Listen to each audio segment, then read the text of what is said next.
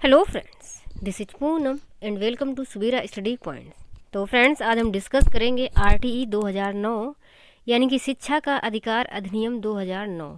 और ये काफ़ी इम्पोर्टेंट टॉपिक है, तो आज हम इस पर पूरी डिटेल से चर्चा करेंगे। तो वीडियो को पूरा देखें और चैनल पर अगर नए हैं तो चैनल को सब्सक्राइब कर लें। एंड वीडियो अगर पसंद आती है तो वीडियो को लाइक एंड शेयर भी कर दें। इसके अलावा बेल आइकन भी प्रेस कर लें ताकि आने वाली सभी वीडियो की नोटिफिकेशन आप लोगों को मिलती रहे। और इसका पीडीएफ भी आप लोगों को मिल जाएगा, तो पीडीएफ के लिए आप लोग टेलीग्राम चैनल को ज्वाइन कर सकते हैं। तो चलिए फ्रेंड्स, शुरू करते हैं। और सबसे पहले तो इसका जो ऑफिशियल नेम है उसकी अगर हम बात करें तो निशुल्क और अनिवार्य बाल शिक्षा का अधिकार अधिनियम 2009। तो इसका नाम भी याद रखना है। और आगे अगर बात करें तो दिसंबर 2002 में जो 86वां संविधान संशोधन हुआ था, उसके तहत आर्टिकल 21A के भाग 3 के माध्यम से 6 से 14 वर्ष तक के सभी बच्चों को मुफ्त एवं अनिवार्य शिक्षा का प्रावधान किया गया था। तो इस पॉइंट को याद रखना है कि 6 से 14 वर्ष तक के बच्चों के लिए मुफ्त और अनिवार्य शिक्षा का प्रावधान 86वें संविधान संशोधन जो कि 2002 में हुआ था तब किया गया था। और आर्टिकल 21A और भाग 3 इसको याद रखना है। तो इसका प्रावधान जब किया गया था तो इसको और अधिक प्रभावी बनाने के लिए ही आरटीई एक्ट लाया गया। तो आरटीई एक्ट के बारे में अगर बात करें तो 20 जुलाई 2009 को राज्यसभा में पारित हुआ और 4 अगस्त 2009 को लोकसभा में पारित हुआ। इसके अलावा 26 अगस्त 2009 को राष्ट्रपति के हस्ताक्षर हुए और 27 अगस्त 2009 को गजट में प्रकाशित हुआ। और 1 अप्रैल 2010 से ये संपूर्ण भारत में लागू हो गया, उस समय जम्मू कश्मीर को छोड़ करके। तो ये कुछ इम्पोर्टेंट पॉइंट हैं जिन्हें आपको याद रखना है। अब आगे बात करते हैं। तो इसका उद्देश्य क्या था? शिक्षा का सार्वभौमिकरण करना और साथ ही गुणवत्तापूर्ण शिक्षा सुनिश्चित करवाना। तो ये भी याद रखेंगे आप लोग। और अब हम आगे और डिटेल में बात कर लेते हैं। तो आगे अगर बात करें तो इसमें 7 अध्याय, 38 धाराएं तथा एक अनुसूची है। तो हम यहाँ पर सभी धाराओं के बारे में बात करेंगे। सबसे पहले जो धारा 1 है, इसमें अधिनियम का नाम, लागू होने की तारीख तथा विस्तार क्षेत्र आदि चीज़ों का वर्णन है। मतलब अधिनियम का नाम क्या है पूरा, और ये कब से लागू हुआ, और विस्तार क्षेत्र, इन सभी चीज़ों का जो जिक्र है ये धारा 1 में मिलेगा। और धारा 2 में महत्वपूर्ण शब्दों की व्याख्या। महत्वपूर्ण शब्दों से मतलब है जैसे कि कहीं पर यदि बालक लिखा है तो बालक से मतलब ये है कि सिर्फ वो बालक को बालक ही ना समझा जाए, तो उसकी भी व्याख्या की गई है। यानी कि बालक से मतलब है कि 6 से 14 वर्ष तक के सभी बालक और बालिकाएं।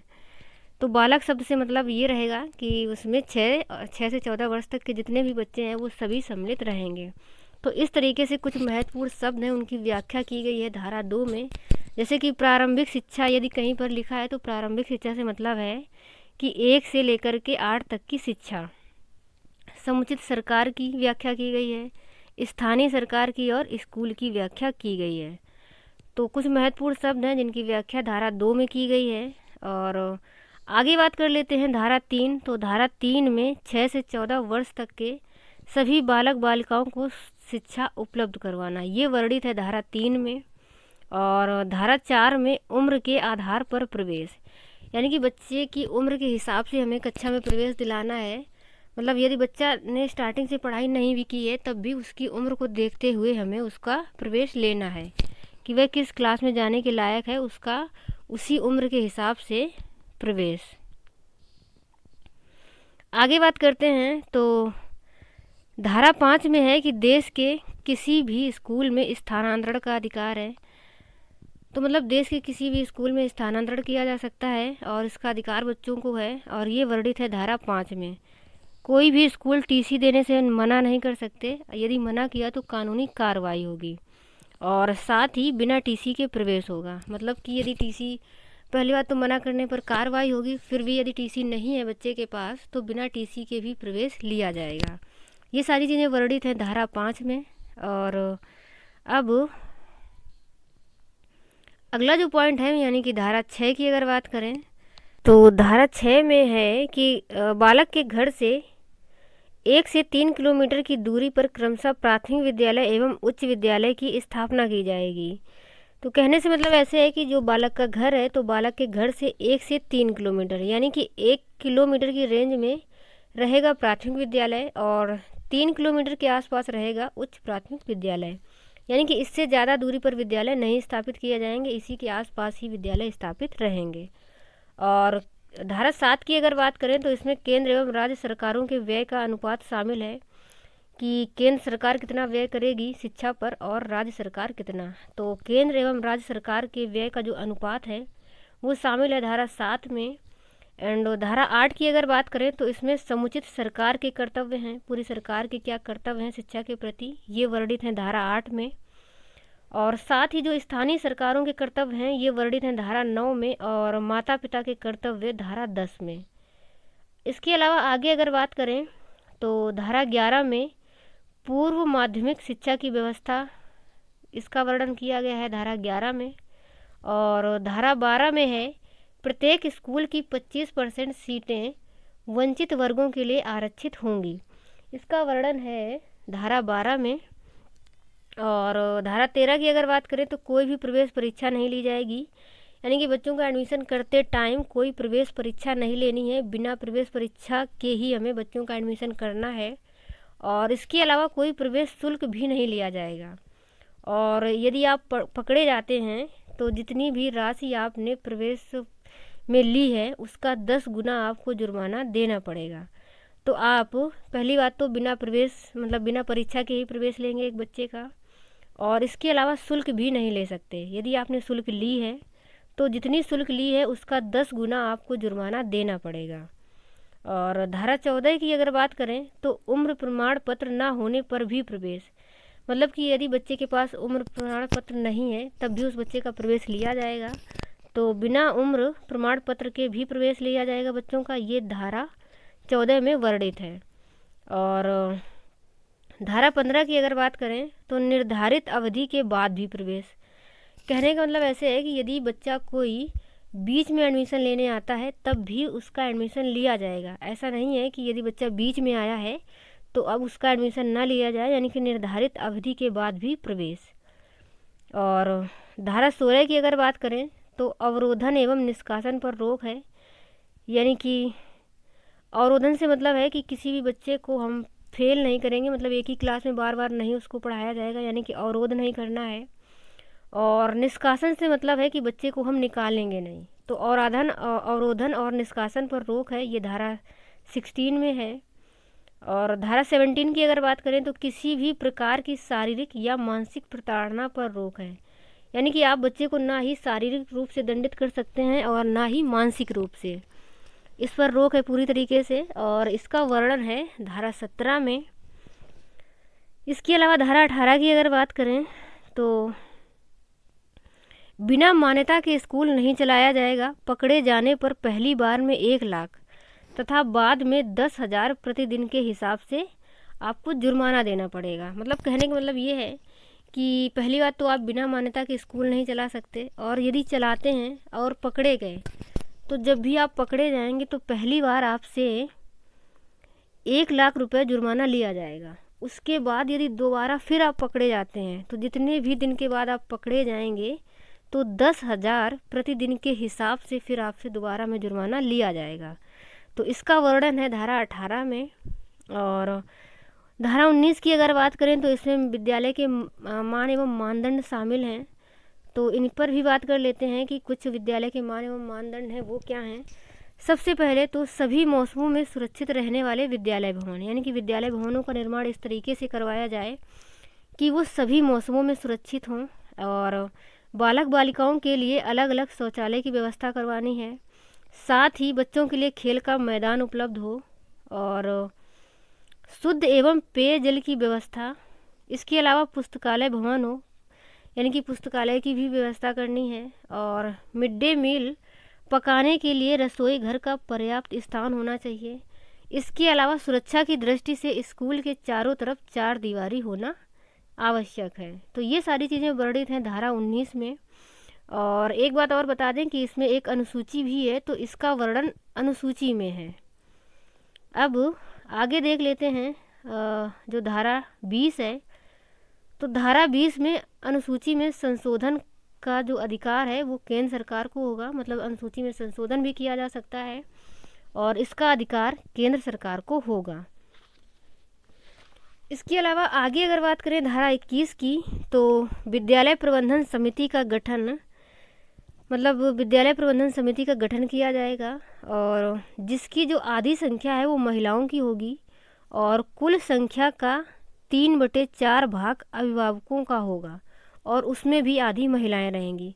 कहने से मतलब ऐसे है कि जो विद्यालय प्रबंधन समिति का गठन किया जाएगा स्कूल में, तो वहाँ पर जो सदस्य होंगे उनमें आधी संख्याएं महिलाएं होंगी, मतलब आधी संख्या महिलाओं की होंगी और उसके अलावा 3/4 है, 4 भाग अभिभावक होंगे और अभिभावकों में भी आधी महिलाएं होंगी और इसका वर्णन है धारा 21 में।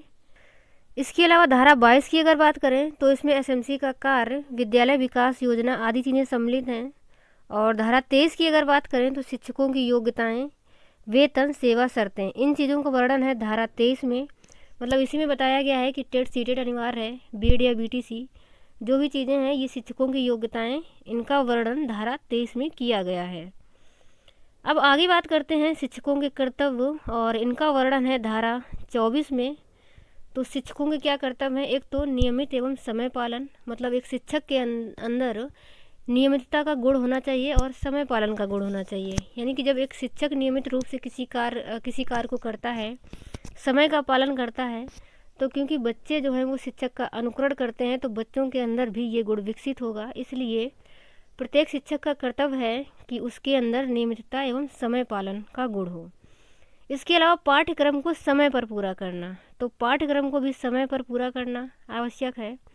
साथ ही प्रत्येक बच्चे के अभिभावक के संपर्क में रहना, मतलब शिक्षकों को प्रत्येक बच्चे के अभिभावक के संपर्क में रहना है और बालक की क्षमता के अनुरूप शिक्षण, यानी कि जब भी जो शिक्षक है वो बच्चों को शिक्षा दे तो वो बालक की क्षमताओं का भी ध्यान रखें, यानी कि बालक की जितनी क्षमताएं हैं उसी के अकॉर्डिंग में बच्चों को सिखाए। तो ये कुछ कर्तव्य हैं जो कि शिक्षकों के हैं और इनका वर्णन है धारा 24 में, तो इसको याद रखना है। अब हम आगे बात कर लेते हैं धारा 25 की। तो इसमें शिक्षक छात्र अनुपात का वर्णन किया गया है।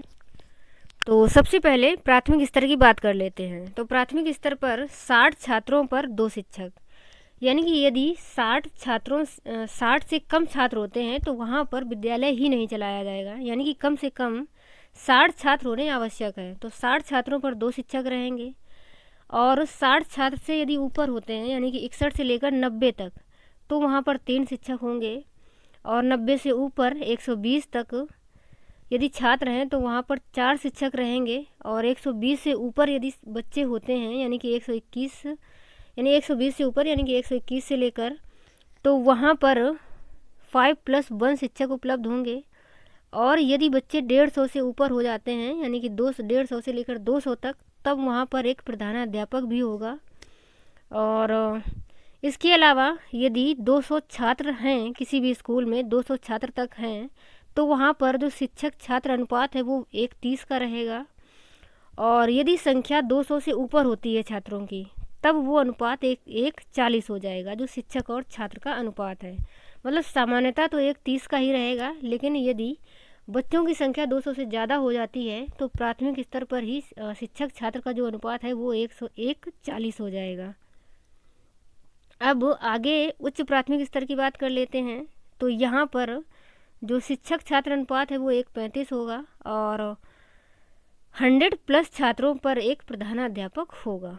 तो ये कुछ इम्पोर्टेंट पॉइंट थे, इसको भी याद रखना है और इनसे काफ़ी ज़्यादा क्वेश्चन भी बनते हैं।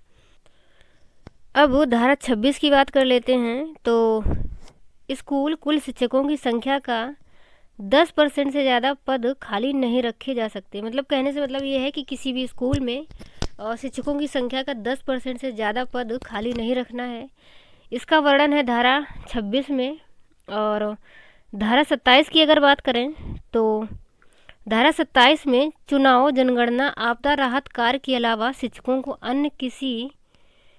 अन्य शैक्षणिक कार्य में नहीं लगाया जा सकता।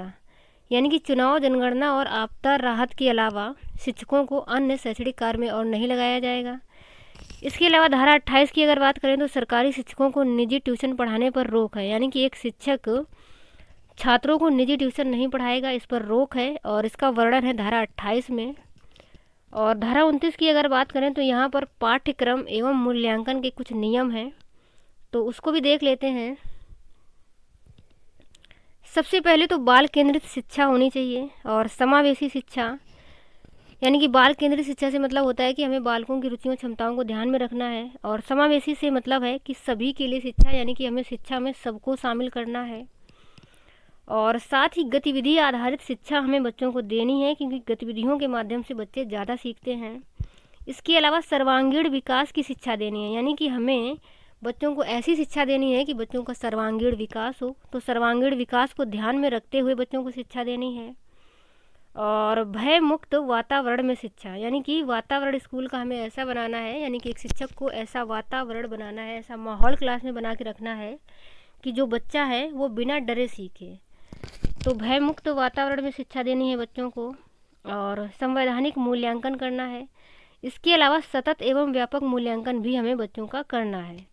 तो यानी कि जब निरंतर मूल्यांकन करेंगे, और व्यापक से मतलब है कि उनका जो सभी पक्षों का मूल्यांकन किया जाएगा, तो बच्चों को मतलब बच्चों का बेहतर मूल्यांकन होगा, और मूल्यांकन के बाद फिर हम उनको और बेहतर से चीज़ें सिखा सकेंगे। तो सतत और व्यापक मूल्यांकन को भी ध्यान में रखना है। इसके अलावा धारा 30 की अगर बात करें तो प्रारंभिक शिक्षा पूरी होने पर पूर्णता का प्रमाण पत्र दिया जाए। और धारा 31 की बात करें तो बच्चों के अधिकारों की सुरक्षा बाल अधिकार संरक्षण अधिनियम 2005 के तहत होगी। मतलब जो बाल सुरक्षा अधिकार अधिनियम 2005 है, उसमें जो बच्चों के अधिकारों की सुरक्षा का वर्णन किया गया है, उसी के हिसाब से बालकों के अधिकार रहेंगे, और इसका वर्णन है धारा 31 में। और धारा 32 की अगर बात करें तो धारा 32 में बालक से जुड़ी किसी भी समस्या को अभिभावक से लिखित शिकायत मिलने पर 3 महीने के अंदर निपटान होगा। मतलब यदि बच्चे को कोई समस्या है और अभिभावक उसे लिखित रूप में शिकायत दर्ज करता है, तो बच्चे की समस्या का निपटान 3 महीने के अंदर करना होगा। इसके अलावा धारा 33 की अगर बात करें तो राष्ट्रीय सलाहकार परिषद का गठन, इसका वर्णन है धारा 33 में। और धारा 34 में राज्य सलाहकार परिषद का गठन, इसका जिक्र किया गया है धारा 34 में। इसके अलावा 35 की अगर बात करें तो अधिनियम को लागू करने के दिशा निर्देश सरकार द्वारा जारी होंगे। मतलब अधिनियम को लागू करने के जो कुछ भी दिशा निर्देश हैं, ये सरकार द्वारा जारी किए जाएंगे। और जुर्माना लगाने से पहले सक्षम अधिकारी की अनुमति अनिवार्य है, ये वर्णित है धारा 36 में। इसके अलावा धारा 37 की अगर बात करें तो समुचित सरकार, स्थानीय सरकार, सलाहकार परिषद के सदस्य, बाल अधिकार संरक्षण आयोग के सदस्य और सक्षम अधिकारी के खिलाफ मुकदमा दायर नहीं किया जा सकता। मतलब समुचित सरकार या स्थानीय सरकार, इसके अलावा समूह परिषद के जो सदस्य होंगे और बाल अधिकार संरक्षण आयोग के जो सदस्य हैं, या फिर जो भी सक्षम अधिकारी है, इन सब के खिलाफ मुकदमा दायर नहीं किया जाएगा। इसका वर्णन है धारा 37 में। और लास्ट जो धारा है धारा 38, इसमें समुचित, यहाँ पर संचित नहीं होगा, समुचित होगा, यानी कि समुचित सरकार को संशोधन करने का अधिकार है। तो समुचित सरकार करने का संशोधन का अधिकार है, और इसका वर्णन है धारा 38 में। इसके अलावा एक और पॉइंट है, इसको देख लेते हैं कि शिक्षा को मौलिक अधिकार घोषित करने वाला भारत विश्व का 135वां देश बना। तो इसको भी याद रखना है कि शिक्षा को मौलिक अधिकार घोषित करने वाला जो भारत है, वो विश्व का 135वां देश बना। यानी कि 134 इससे पहले जो ऐसे देश हैं, मतलब 134, वो शिक्षा को मौलिक अधिकार घोषित कर चुके थे, और भारत आता है 135वें नंबर पर। अब आगे बात कर लेते हैं थोड़ी सी। प्राथमिक स्तर पर एक वर्ष में कम से कम जो कार्य दिवस हैं वो 200 होने चाहिए, और कार्य घंटे 800। मतलब जो शिक्षण कार्य है जो कुछ भी, वो 800 घंटे होना चाहिए कम से कम। और दिवस की अगर बात करें तो कम से कम 200। और उच्च प्राथमिक स्तर पर यदि बात करें तो एक वर्ष में कम से कम कार्य दिवस 220 और कार्य घंटे 1000। इसके अलावा शिक्षक के न्यूनतम साप्ताहिक जो घंटे हैं, कार्य घंटे, वो 45 घंटे होना अनिवार्य है। तो चलिए फ्रेंड्स, आज की वीडियो में हम इतना ही रखते हैं और अगले वीडियो में हम कोई और इम्पोर्टेंट टॉपिक डिस्कस करेंगे। तो आगे मिलेंगे अगले वीडियो में, तब तक के लिए bye bye and take care.